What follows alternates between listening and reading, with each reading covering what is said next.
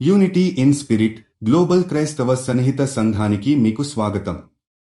మీరు ప్రార్థన అభ్యర్థనలు పంపాలనుకుంటే లేదా క్రైస్తవ జీవ భాగస్వామిని వెతుకుతున్నట్లయితే mark108.comను విజిట్ చేయండి. ఇప్పుడు మనం ప్రార్థనలోకి వెళ్తాము. ప్రియమైన ప్రభూ, ఈరోజు మనము నీ కృపతో మన తప్పులను అంగీకరించి మన హృదయాల్లో ఫార్గివ్నెస్ ని తీసుకోమని ప్రార్థిస్తున్నాము.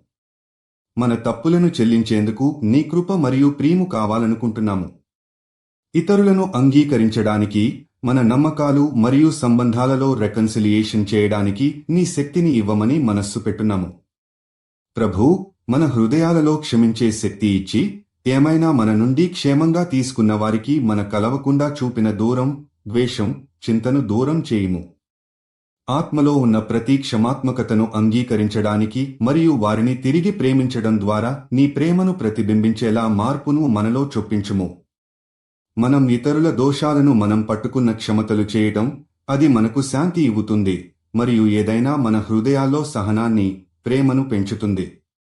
ప్రభూ, నీ దయకు కృతజ్ఞతలు మరియు మనం అన్ని సందర్భాలలో క్షమించడానికి నీ ఆత్మను అనుభవించుకోవాలని, పరస్పర ప్రేమ మరియు శాంతితో మన సంబంధాలు తిరిగి బలపడాలని మనస్సు పెట్టాం.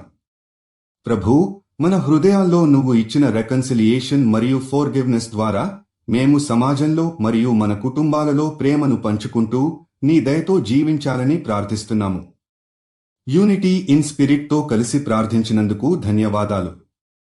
మీరు విశ్వాసం కలిగిన జీవిత భాగస్వామిని వెతుకుతున్నట్లయితే mark108.comను విజిట్ చేయండి.